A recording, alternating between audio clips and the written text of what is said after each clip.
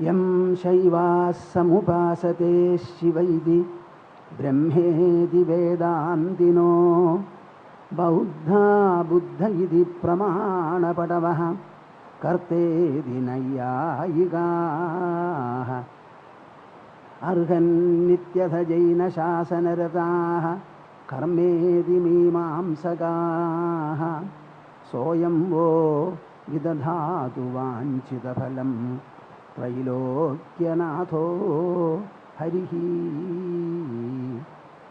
Soyamvo Vidadhatu Vanchitaphalam Trailokyanatho Harihi Madhya Hridayakashe Sadanandamayo Guruhu Udedu Satatam Samyak Ajnanatimidarunaha Harihi Om Harihi. I would like all of you, if I am able to talk well, to keep company with me as I am talking and expressing whatever I want. I generally don't take responsibility as such, ego as such, with regard to what I talk in front of an audience. There is, of course, a certain purpose. Keeping that in mind, whatever spontaneously comes to the mind and the heart, I don't know where the ideas are generated. I also don't know how they are communicated to the vocal system. Only when the words and the utterances come out of my mouth, I hear them as all of you do. Perhaps I am the first listener and you are the second listeners. That is all the difference. Why I said this? I decided to take upon the subject of Yoga Vaasishtha Ramayana so that something very rare can be exposed to a dedicated audience. Not only that, the subject of spirituality is always identified with the so-called ascetic life and austerity. Wherever there is spirituality, it's always reserved for ascetics, sannyasins, who live away from the world. It is not at all true. Spirituality is a science, it is an art, it is a process and pursuit which deals with the mind and the mind primarily and ultimately. We have got an agitated mind, a confused mind, a mind that is constantly getting distorted and distracted. This kind of a mind complex has to be handled in a systematic manner, as a result of which it will become harmonious, integrated, and even at every time. Whoever has this kind of a mind, he will desperately need to have the spiritual sublimation, orientation, and enrichment that we are speaking about. The dialogue that we are with in and through is the dialogue that transpired in the palace of Ayodhya, where Sri Rama, the 16-year-old boy, was devotedly listening to their own family preceptor, sage Vaasishtha, not for one day, from morning to evening, from sunrise to sunset, so to say. Vaasishtha was talking, Sri Rama was listening, Dasharatha and Rama's mothers were there, and all the ministerial personnel as well as the others were also present. It was a very patient, dedicated and devout dialogue that transpired. And who was Sri Rama? Sri Rama was a budding administrator in the monarchical age. And only because of the enrichment, enlightenment, elevation and fulfillment Sri Rama got, through this dialogue, he was able to steer through his ordeal-full life thereafter. I would like you to understand this. I described Bhagavad Gita to be an administrative gospel because it was delivered in the battlefield of Kurukshetra by an administrator king Krishna to another Arjuna for an administrative purpose. That was the most magnificent war that we could ever think of. 45 lakhs of warriors present in the battlefield. It became glorious by the gospel that Sri Krishna delivered, the gospel that the war front evoked both from the mind of Arjuna and Krishna. Now, if this is the gospel, you should understand, our Ramayana is a biography on the prince and the king Sri Rama. And Mahabharata is an autobiography written by Vedavyasa with regard to the Kuru dynasty itself. Do you find anything called asceticism there? Is it a story of ascetics? Or is it a story of the rulers of the land? They are saddled with the greatest burden. So our spiritual wisdom, you will find, it interpenetrates every walk of life, every kind of a person. That kind of a spiritual wisdom is designated to be a leisurely pursuit of the ascetics in their hermitages, so much so that we householders will not look at it at all. This is the way you are excusing yourself. I would like to break this corridor. This is a dead wall seated in the minds and hearts of all of you. I have been talking for 50 years. And through all these 50 years, the one message that I wanted to deliver is spirituality is very sweet. It is very enlivening. It is empowering. It is enthusing. It is inspiring. It is activating. It is energizing. For anyone, it is so. This is the gospel that I want to speak about. As I promised yesterday, I would like to enter into your own mind. You have been activated by the mind throughout your life. The result of the activation you are familiar with. But who or what activates your body, your senses, your thoughts, your imaginations, your knowledge, that portion is missed. In other words, the actor is constantly missed. The action and the outcome of the action alone are considered. Don't you think this is a travesty of the intelligent human? Is it not a fallacy? That we are forgetting the actor, but we are concerned with the action and the actional outcome. Am I not clear? Is it not a fallacy? Is it not a travesty? Why don't you nod your head and say yes? It is. This travesty we want to reverse, we want to undo. That is our purpose. Yesterday I told you, life is interactional and the mind is the sole source and focus in all the interactional processes. Is it not so? Interactions are initiated by the mind, originating from the mind. They subsist on the mind, I said. They also terminate and conclude in the mind. So in all our interactions, the mind is the sole source as well as focus. Now with viveka, with discrimination, which only spiritual and philosophical talks and discussions can generate and instill into the mind of listeners and readers, we will have to penetrate into the arena of the mind. And we should apply our intelligence into the mind working. This can be done only by an individual himself. It cannot be collectively done. Collectively, I can expose you to the facts and truths of life, to the entire course of spiritual wisdom and spiritual sadhana. But individually, you will have to listen to me. Individually, you will have to apply yourself to your mind. What is the purpose? As I have already said, to enlarge your mind, elevate it and empower it, enrich it at every point. With every day and hour of interaction, the mind should feel enriched. Whatever may be the external object outcome of the interaction, internally the interacting mind should feel enriched. And every day, resultantly, your life in this world should also become a more glorious, a more enriching contribution to the world. When you have a child in your family, you think, I have a child. Let me distribute padon kalkaduma kudukro. We will distribute sugar candy and fruit because I have a child. How many people are there, parents in this assembly, who will say, when I had my child, oh,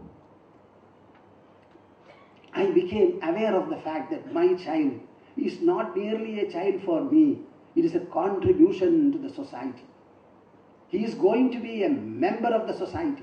We have more than 1 billion population in India, but mind you, the entire billion, over 1 billion population has been constituted by individual children born of individual mothers in individual families.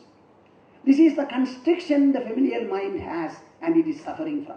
I would like to break it and give the family people an enlargement, an elevation, an enlightenment, all through a process of discussion which can be understood and absorbed by the intelligence. See, we are always complaining that life in this world, Swamiji, is always a tussle. There cannot be anything other than tension, stress, etc. Why are you saying this? After all, I am a limited individual and the world is unlimited. The interaction between me, the limited, and the world, the unlimited, can only result in my being overpowered. My dear souls, I will not admit this. If you have intelligence, listen to what I am going to say. Between the senses on the one hand, with which we interact with the world and the world objects, and the objects of the world, however huge they are. What did I say? Between the five senses which are interacting with the objects of the world, and the objects of the world, however huge and terrifying they are, tell me which are superior. The objects are superior or the senses are superior? Worldly people will say the objects are superior. I see a huge elephant in my front. I see it with a pair of small eyes. With my small eyes, I have seen the huge elephant. So which is greater? Huh? The elephant is standing there and it has entered you and you see it as much as it is the entry of the elephant into your body through the mind. Has it broken your body into pieces? Huh? Is it funny that I am speaking? Huh? With a pair of small eyes, I am seeing a huge elephant. I am seeing the distant sun, so many stars distributed in the sky. All of them I am seeing. The entire seeing process is accomplished by a pair of eyes. You go to the mountain top, take a grand look, especially before dusk, all around, into the sky above, and then think about what have I seen. I have seen the infinite expanse, the infinite expanse, the infinite heights also I have seen. You have never left the mountain top, you were there. And whatever sea you saw around, they have also not been dislodged from where they are. Nevertheless, you carry the impression, I have seen an infinite expanse. Let me know, my dear souls, where is this expanse? What is the proof that you have seen? Huh? Did your mind register this infinitude of what you saw? So, what is the mind's dimension? Is it something encased within the body as a mustard? Or is it something non-material and supra-material in nature which has got a magnificent magnitude? What is it like? This is what I want you to understand. That is why I say you should come along with me while I am discussing. These senses which are five in character, they are evolved by the spirit that is manifesting as the mind. Every organ is evolved by the power that is within the body. So it has evolved these senses, and through the senses it interacts with the world objects. So in the whole process of interaction, are the objects superior or the senses, mind and inside factors superior? Any doubt? Any doubt? Will you ever think of a failure before the world now? Will you ever say, my dear world, you are too big and I am too small?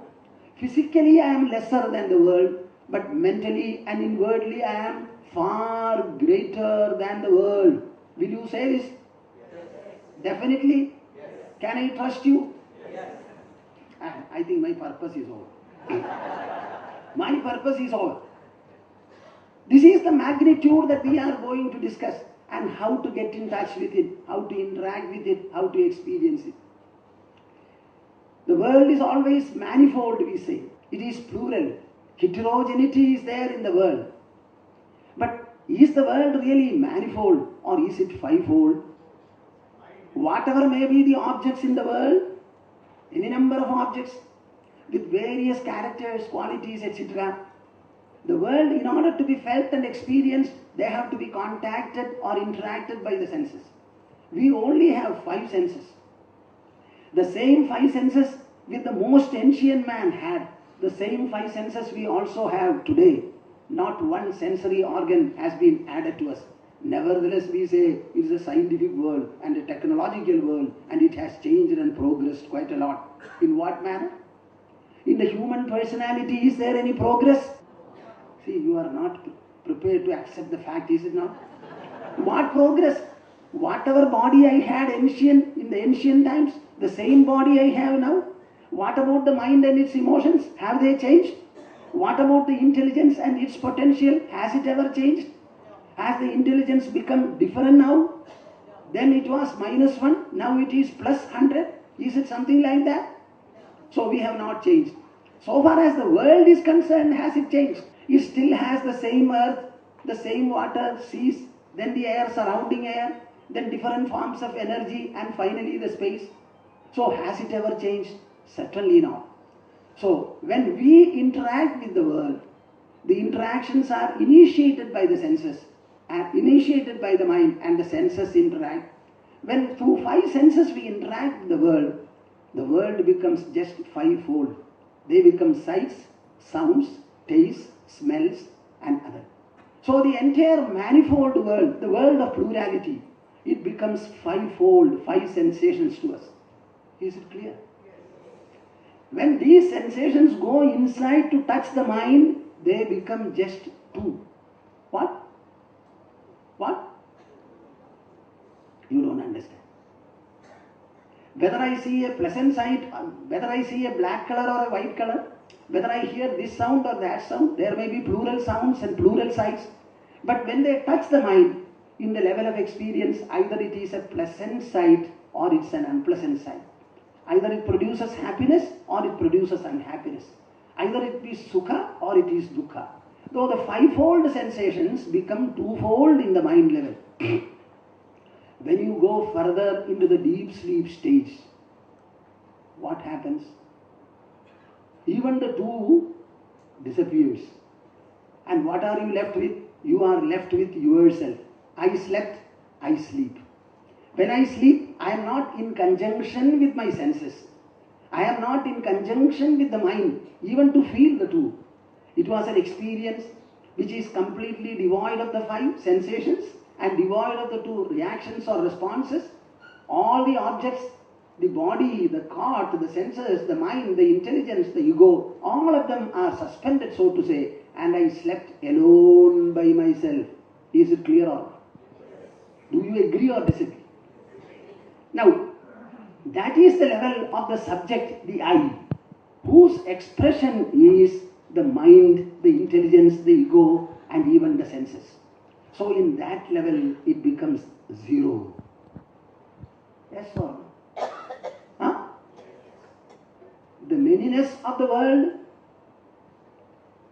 reduces itself into 5 in the level of the senses, further gets reduced into the level of 2 in the mind, and then gets reduced still further to leave me alone and keep themselves away. This is the capacity of the human individual. Now I ask you a question. Do you have a subject dimension in you, as a result of which you will be able to tackle all the sensory imprints in your life? Do you agree that you have a subjective capacity?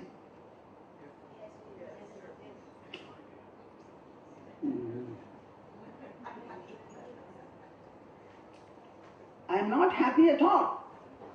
What is this? When I tell you the mathematics of life, what? This is the sensory mathematics, mind mathematics, and sleep mathematics. Okay, let me ask you a question. This is the philosophy of experientialism. What? The philosophy of experientialism. Anything may exist in this world. Unless it is experienced by me, I cannot call it existent at all.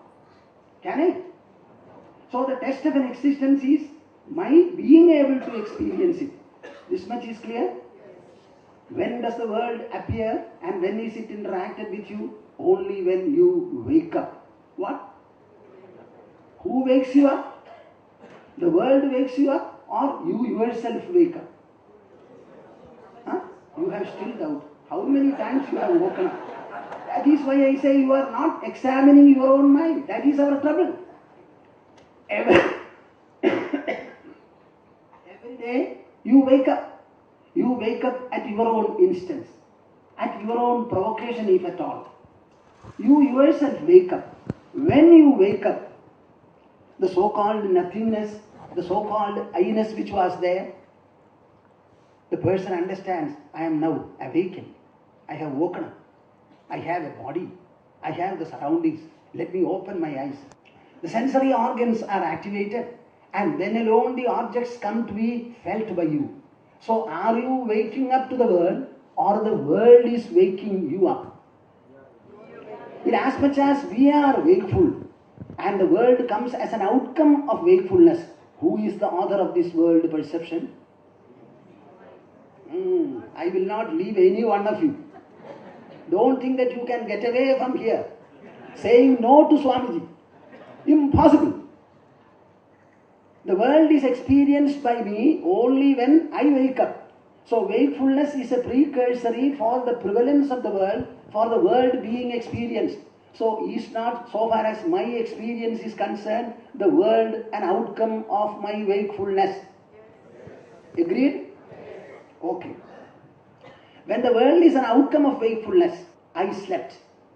I went into sleep from wakefulness and I slept. I also had a dream. In that dream, I found a parallel world. The parallel world had all the similar constituents which the waking world has. And all those objects, did the mind produce or something else produce? Huh? So the mind is capable of producing objects. Do you agree or disagree? Moreover, what you call dream is not a dream at all. What? When you are dreaming, was it a dreaming or was it wakefulness itself? You haven't thought about it. Tell me whether there was a dream at all. When you were dreaming, it was not dreaming, it was as good as waking. The moment you woke up, the dream was not there. So where is the dream? Not clear. Huh? See, when you were dreaming, was it a dream or was it an actual experience? And when you woke up, is it there? Then what is it that you call dream?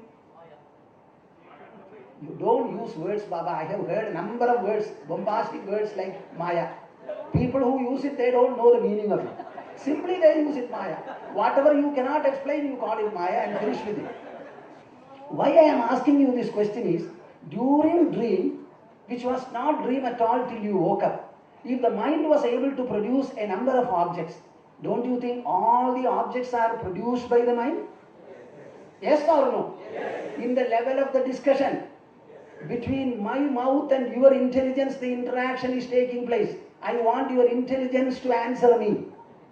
Chittam karanamarthanam tasmin sati jagatrayam tasmin kshine jagatkshinam tat chikitsyam prayatnadaha. Yesterday I ended up with this verse. The mind is the cause of all objects. I call it objective. It's a word I have coined. Objective. Mind is the cause of all objects that you are interacting with. Tasmin sati jagatrayam. When the mind is present, the entire world, all the three worlds are present. Tasmin kshine jagat-kshinam. When I can treat my mind and make it even non-existent if I want. Don't be afraid of the word non-existent. It's a spiritual word. It has got its own relevance and meaning. I shall explain it if I get time. When the mind is thinned down, when it is made light off, when it is full, the entire world will become non-existent. Purne manasi sampurnam jagat sarvam sudhadravaihi. When the mind becomes full and complete, it becomes overflowing with happiness and fullness.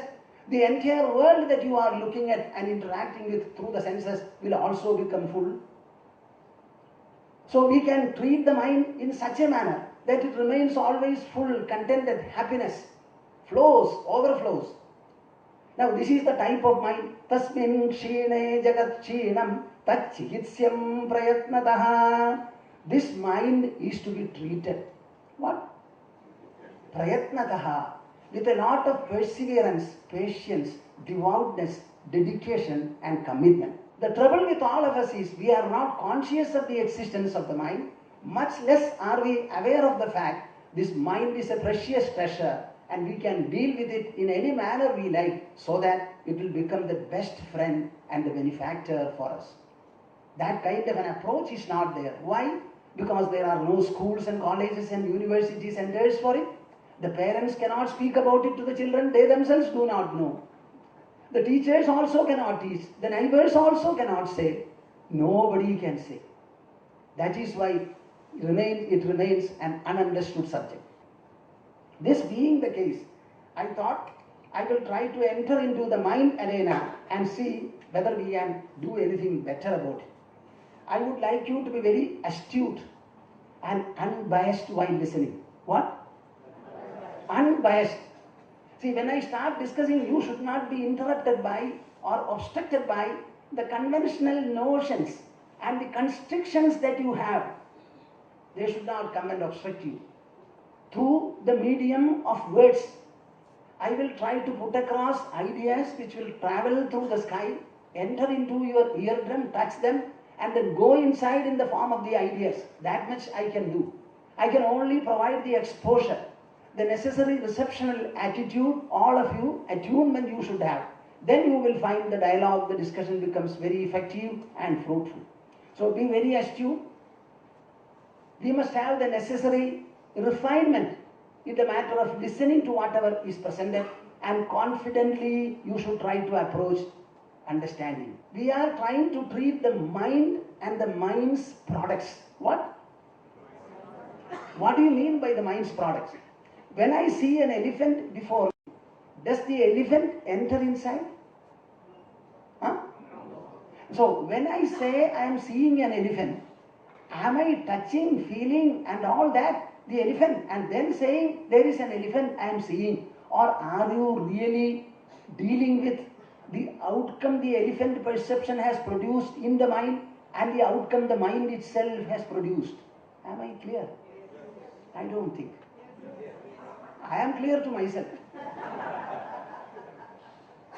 See, I am seeing an object. The object remains there as an elephant.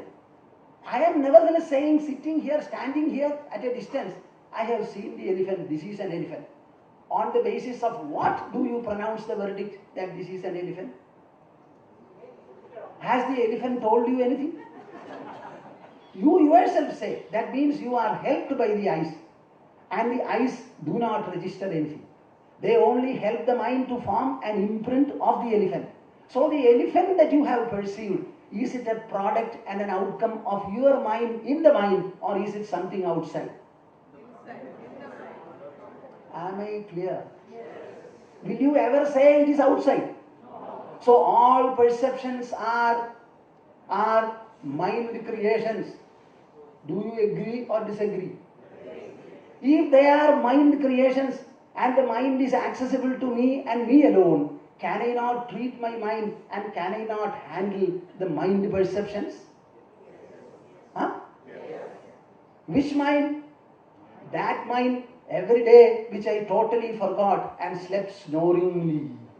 What? The entire mind you suspend, and for 6 or 7 hours you go to sleep.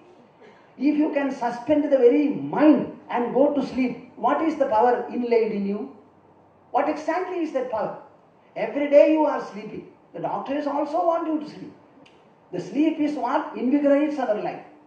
Dead cells are reborn and regenerated during our sleep, during darkness. So we want to sleep definitely. That gives us energy. The sleep not merely gives energy to the body, it also gives properly understood enlightenment to the intelligence. Am I clear? So we are going to treat the mind and mind alone. So it is an analysis of the mind. How to understand the mind? How do you understand it? So I will give you an introductory verse. Ramasya manaso rupam nakinchida vidrishyate nama matra drudevyo yatha shunya jata krudeh. In all our perceptions of the objects, have we really perceived the objects, or have we only interacted with mind's imprints about the objects? You are so many seated in my friend. I am seeing you very clearly. In seeing you, am I really interacting with you sensorily and physically, or am I only feeling in the form of an experience the imprints about you in my mind, for which the mind is the author?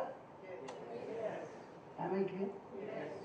This this mind, have you ever seen? Is it visible or invisible? So all the impressions in the mind, are they visible or invisible? Huh? So have you ever seen an elephant? See, everybody is smiling. It also makes me happy. But I am wondering whether you are getting my message. This is the treatment given to Sri Rama by Vaasishtha. Don't think that we are incapable of it. Will you come to the ashram?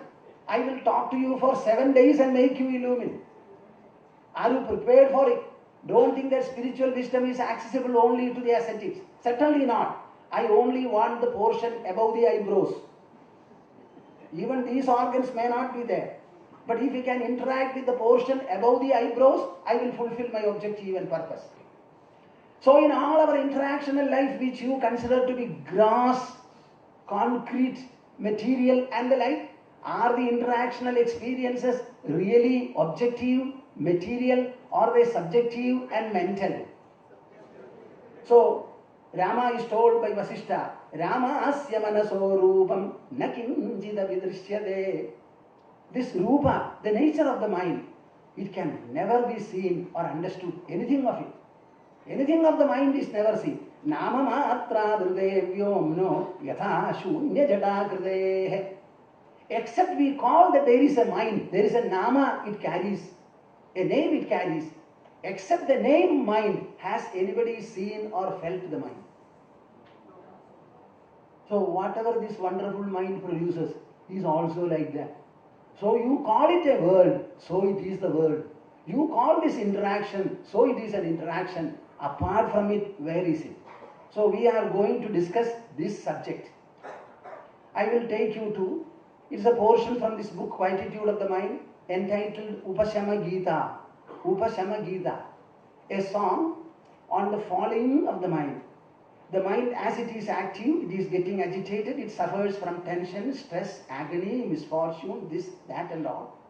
That mind, by a proper treatment, it will simply fall and disappear, and you will be able to feel in your mind a sky-like expanse and homogeneity. Atmano jagadaschasya tvamanga kalanamalam Rama dvitvamayim tyaktva sheshasthas sustiro bhava. Have you understood the relevance of the discussion? Our subject is actually conflicts of the mind and knowledge alone their redressal. Now I have clearly shown you that not only conflicts, all interactions are mind-born, mind-sustained. Interactional outcomes also are mind-preserved. So it is not merely for conflicts, even to handle difficult interactions, this is the formula. And how do we generate it? By knowledge.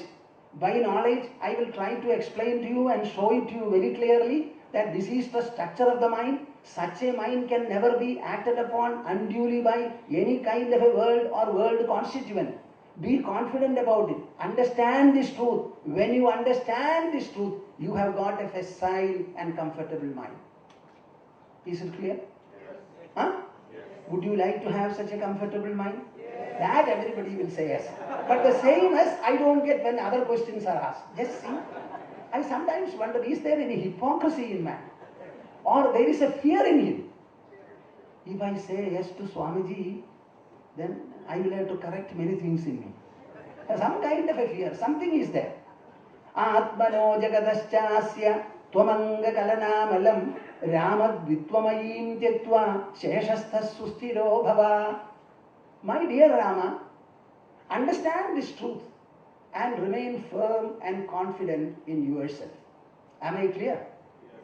Understand this truth and then be firm and confident in your own mind. What is that? Atmano jagadaschasya. Everyone feels, I am. What is the first knowledge or awareness to germinate or to shoot forth in anybody? I am. Nobody has to remind you about the am. Everybody knows. In pitch darkness, you cannot see your own body. Get inside and then tell me whether you have a body or not. In pitch darkness where you cannot see your body, will you not still say, I am? And I have a body? So that I am is the first note of awareness. That awareness which you have inside, it is this awareness itself that says, Jagataha, the world is. What? And how does it say the world is? Through the senses which it has produced and the sensory imprints which the mind produces. So the reference to the world, is it really to something different or is it to the mind itself? I woke up, I interact through the senses. The sensory imprints are formed by the mind in itself. So all the sensory imprints, no matter what they relate to, substantially or substantively, are the sensory imprints in the mind, are they not mind's own products? Yes. And these mental products, are they material, gross and separate? Why should it take so much time? Why are you not able to say no? See, the mind's own products, am I clear or not? Either I am not able to communicate or you are not able to. I cannot blame my listeners, certainly not. See, the mind's products, mind is after all non-material, it is something different. The products in that mind, are they not mental products? Yes. And as mental products, are they in the mind or out of the mind? So the mind itself produces mental imprints on the mind. In the whole process, is there anything more than the mind there?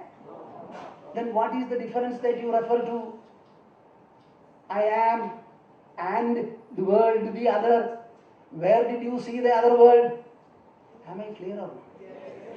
My dear souls, this is spiritual discussion. This is spiritual discussion. We all escape ourselves calling to a distant and a remote God. What? Propitiate. Do. And we don't know whether he is pleased and when will he come. And the whole life is spent like that. You know what Sri Rama is told by Vaasishtha? Swayatna matre yad upasako yad taddaiva shabda artham apasya dure shurena sadho padamuttamam tad swapaurushena hi labhyate antaha. I will not explain this verse today. Possibly tomorrow I shall. Let me see how all of you are reacting. No? You are only sitting there. I am seated here. And the words proceed from my mouth, travel through the sky, touch the eardrum, and they form ideas, etc. As they travel, they are only sounds. And these sounds are interpreted in the form of ideas by the eardrum or by the mind brain. So, every word that you are hearing and the idea it drives home is actually in the mind level by your mind. Is it not? So all our interactions are where?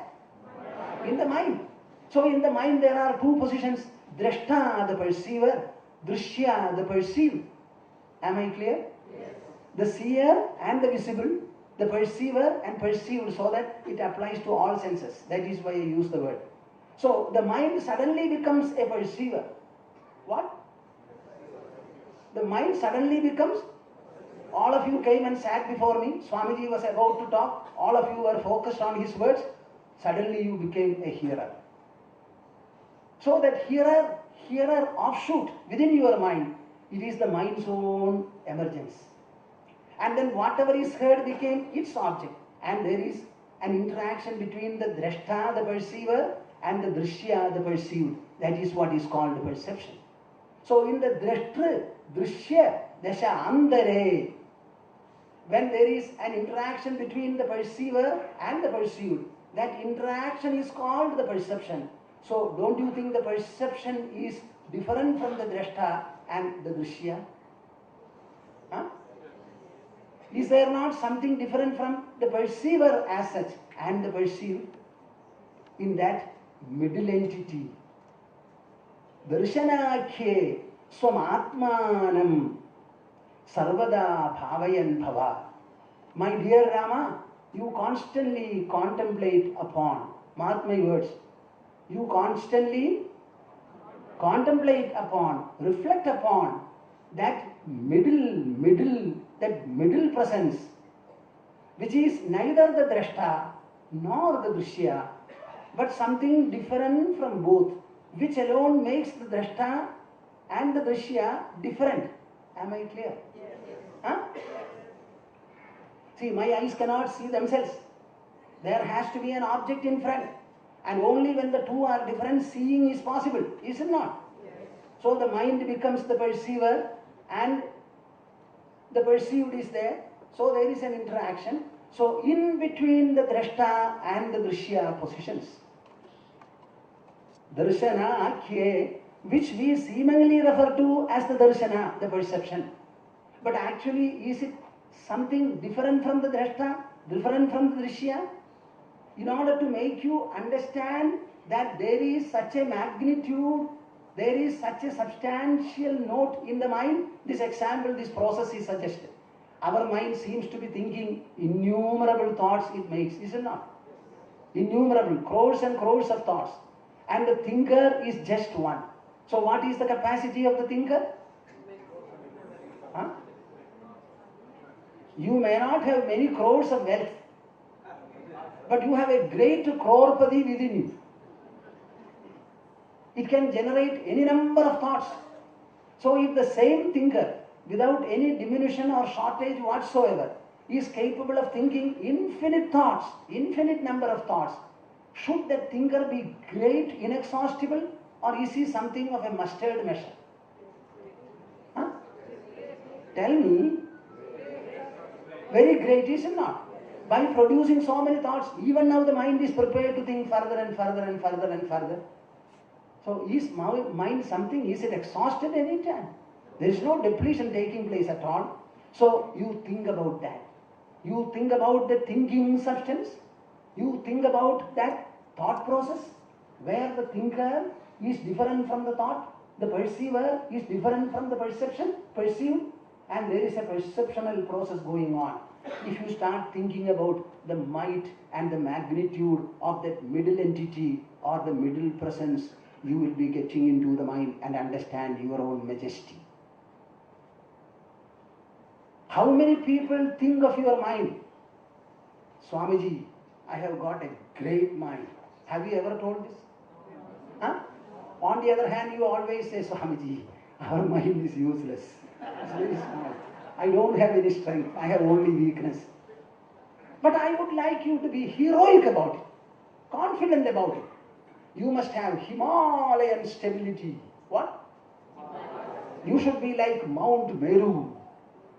It is possible only by education, only by wisdom, only by this interactional exposure. Ramanubhavaniyasya tathanubhavidu swayam avalambya niralambam madhyam madhye stiro bhava. Rama anubhavaniyasya tatha anubhavidu swayam. Rama, you always say, I enjoy, I suffer, I hear, I see, I taste, I smell. So many eyes are mentioned. In all these things, you can say altogether there is one experiencer. And all the other things are to be experienced. So you have an idea of the experiencer entity. You also have the idea of the experienced so many entities. Now in between, I would like you to think about. You understand? Huh? People are always asking, what shall I meditate? Jackfruit you meditate. What is this? Meditation. What is this meditation? And they will say, I am meditating here, I am meditating there, I am getting nowhere. Here is an exposure. It comes to you in the form of wisdom, jnana. This is the beauty of it. Just see, you thought inside our body there is nothing, it is imperceptible. When I put across to you ideas of this nature, the inside starts unfolding itself. Is it not? Yes. No. Yes. Does it really unfold? Yes. So I will go and tell everybody. Ramanubhavaniyasya tatha anubhavidu swayam avalambya niralambam. When you are able to explore into that middle position, madhyam madhye, it is a position where you will become independent. What? You are not focusing on the experiencer. You are also not focusing on the experienced, but something in between. Throughout your life, things can be categorized as experiencer and experienced, perceiver and the perceived. Now this middle entity, different from both, What? If your attention is on that, don't you think you become absolutely independent? Huh?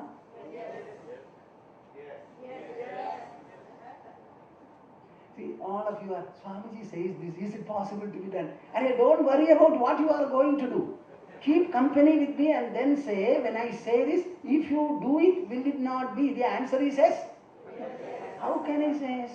Can I do it? All those questions come later. Here the point is there anything called experiencer? Is it not also there experienced?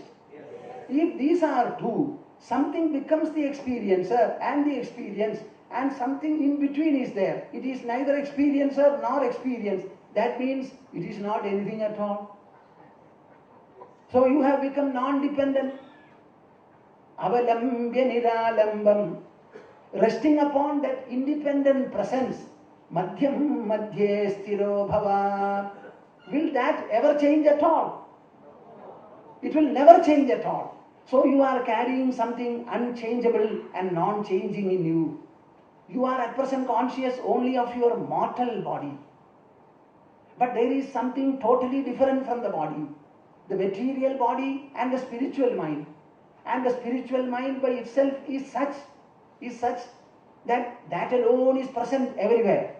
Let us go to the next proposition. Atmai vedam jagat sarvam ityamdah samvidodaye Kvajeda kvajavajittam kim chetyam chetanam chagim Atmai vedam jagat sarvam. I have to take you all to another level. What? I woke up and I activated my senses. You activated your senses, you woke up, and through your own activation, the senses started interacting, remaining in themselves. Say in the case of seeing in the presence of light, light rays falling on the objects, pass through the cornea, image is formed, and that image is formed by the mind, and the mind interacts with the image. So in the whole of world imaging, is there anything other than you? No. Any doubt? No. See, there is one consciousness in you which expresses as the mind. This consciousness produces the wakeful condition. In the wakefulness, interactional imprints are formed. Though interactional imprints are formed, these imprints are made by the consciousness itself. So, am I pervading the world or the world permeates in me? Answer me from your intelligence, my dear listeners. Has the world ever pervaded you? No.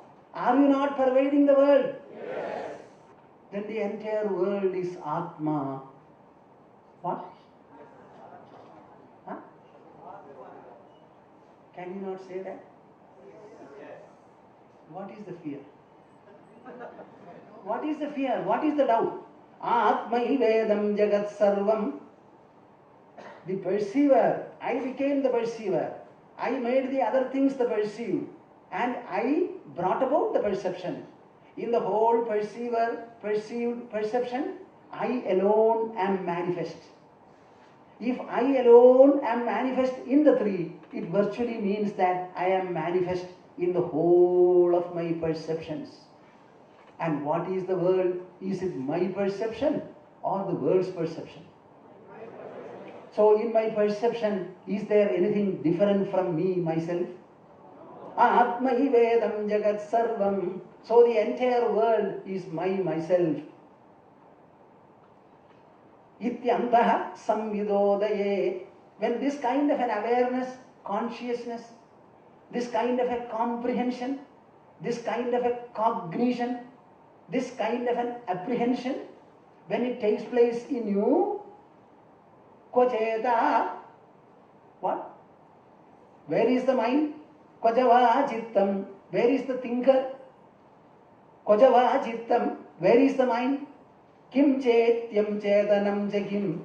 Where is the chetya means the object of thought.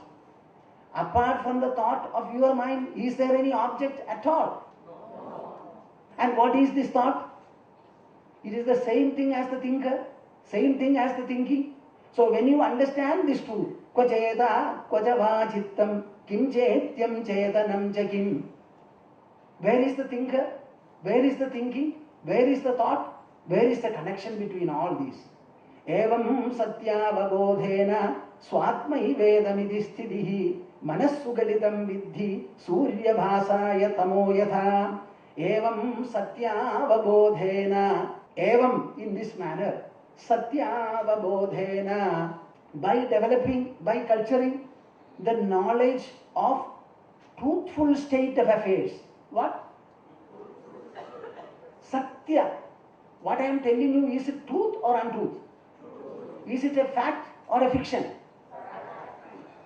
So you should understand this factuality, this reality, the real state of things. Evam satyavabodhena swatmai vedamidhi sthitihi. In all my interactions, in all the interactional outcomes, in all my perceptions, in all the perceiving processes, I alone am at work. I alone am present, meaning the consciousness in us which animates and activates the body alone is present. Nothing else is present. Nothing else is present. I alone am present. I was, I am, and I will be. Can anything in this world at any age and at any accomplishment add to the mental quantity of yours? Is my question clear? You had 2 children. You have, not that you had, you still have. You have 2 children. When they were delivered off, each child came out of the womb of the mother and the umbilical cord was cut. Thereafter, is the child remaining separately or it is one with you? Has anything been added to the mother's mind? Suppose you have 3 houses in Madras. Do the 3 houses, except remaining as separate houses whose ownership you can possibly claim, have they meant any addition to your mind total? No. Has anything meant a reduction to your mind? No. Then what is it that you are looking for? Huh? No activity of any kind, no interactions of any kind, no possessions of any kind, no wealth, no treasure. They may externally remain surrounding me. Internally, in the supra-material level of my being, in the mind level, can there be an addition or a subtraction?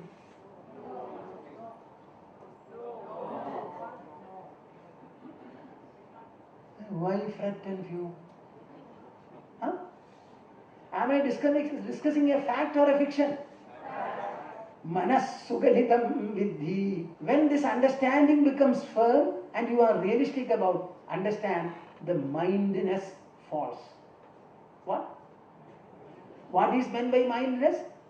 That state where you think that there are many things. I am getting broken by my thoughts. I am getting undone by imagination. My memory hurts me. My scheme, my plan, my concern, all these things are hurting me. This kind of a lamentation will never be there. What? Come, what may. Ayatam apekshaniyam gatam sarvam upekshaniyam. Whatever comes is welcome and whatever goes is given goodbye. That kind of a freeness, that kind of a confidence, that kind of an all-inclusiveness, that kind of a exclusiveness that you have, this is the game. And all this is derived merely by knowledge, as apparently you are deriving it in this hall. Nothing else is here. Manas sugalitam vidhi surya bhasa tamo yatha. Just like when the sun rises in the morning, the darkness vanishes. Mindness means mind is only a name, and it is given to the duality which the mind produces in you, the sense of duality.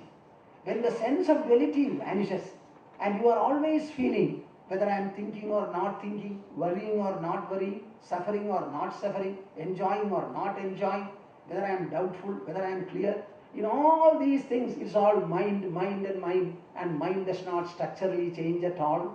By virtue of its own wonderful power, it causes all kinds of delusion, and through the delusion we are suffering. There are some people who dream And in the dream, a tiger pounces, they simply scream and weep. No tiger is there. But the impact has been there.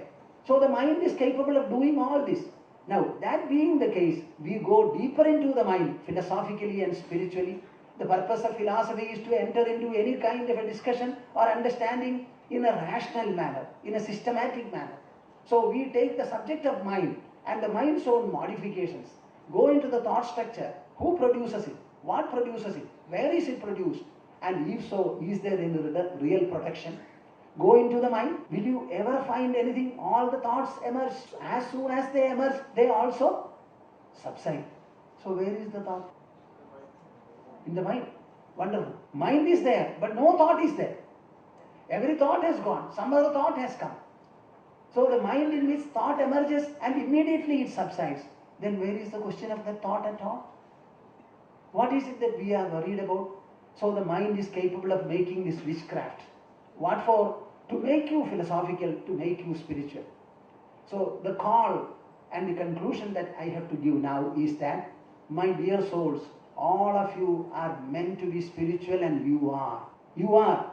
The witchcraft of the mind repeatedly compels you, persuades you, instigates you, provokes you, inspires you and leads you to become a spiritual seeker and a knower. I wanted to tell you something more. Today we were a little late also, and when I begin the talk takes its own course. We have one more day. Tomorrow I will continue the theme, and my main focus tomorrow will be that we always speak about Sangha, attachment. I would like to know, what is this attachment? What? Everybody speaks about it, but I would like to know, what is this attachment? And how to live in this world with disattachment in your language, or with lightness of the mind, with freedom, naturality, harmony and poise. These are my words. What? With lightness, with freedom, with stability, with harmony, contentment and poise. What? Let anything happen. World has got its own character. My dear world, throw me into any situation that you like. I am of you and you are mine. I am not going to be undone by any event or outcome. I will remain poised. Nothing can penetrate into my mind, and my mind can never exit from my body. Would you like to hear it? Yes. We will wait for tomorrow. Perhaps my voice will be a little better. Let us see. After having talked for so many years, I somehow feel a lot of, what shall I say, closeness with my listeners wherever I go. And there is a certain confidence and closeness with which I talk. Whatever words come out of my mouth and whatever actions or gesticulations my body displays, all these come out of a zeal and a fervor on my part. See, I feel so much tired that people are unnecessarily getting fatigued in this world. The body will age, but the mind must grow younger and younger. We cannot live with physical health till the last, but we should be able to live with mind health, and that is certainly possible. All of you should look more brilliant as you age. What? Because there will be more maturity, more sublimity, more of fulfillment. But I find this is lacking, especially in the rat race world, as they call. So I would like a different picture, and it is possible. And the best that I could do so far, as I am a worshipper of wisdom, so I thought this is the best that a person like me can do. As ascetics and sannyasins, we are supposed to be a benefactor to the world. That which has been available to us in the form of a great culture, immortal culture, we would like to perpetuate it, and we present it in a modern manner. Otherwise, we would not have given a title like this, Conflicts of the Mind, Redressal through Knowledge, because all people consider themselves to be intellectuals. So these intellectuals I would like to hit also. On the one hand, I am very sorry that in spite of their intellectualism, they don't care to understand what is our Ramayana, Mahabharata and Srimad Bhagavatam. Which country or which society has produced an immortal literature like this? and our people have no respect for it. The only ever-living memorial in any human society is the eternal literature and culture which they have been able to evolve and preserve. And this is where India stands distinguished in the comity of nations. I am very sorry that even 60 years have passed and our people are yet to recognize the greatness and the glory of our culture and compositions like this. I have got a manuscript, altogether it is 60 books, called Ramayana. I don't think it has ever seen the light of the day. I don't know whether I will be able to get it printed itself. There are such texts available also. We should be able to understand them and value them. So this kind of a two-way emotion that works in me, that is why I speak to you like this. We shall see tomorrow and continue the theme. All of you are extremely fortunate and blessed. Do not fear at all. Your mind which senses or generates the conflicts also has the potential to dissolve them and make you impenetrable. Rely upon the mind. This is the supreme treasure that you have. Probe into the mind. And in order to conduct this probe, I have spoken to you this subject and exposed the magnitude of your own mind and the self. Plunge into your own mind, closing your eyes at one time a day. Be joyous, be light-hearted, confident and stable. Harihi Om Tats Jai.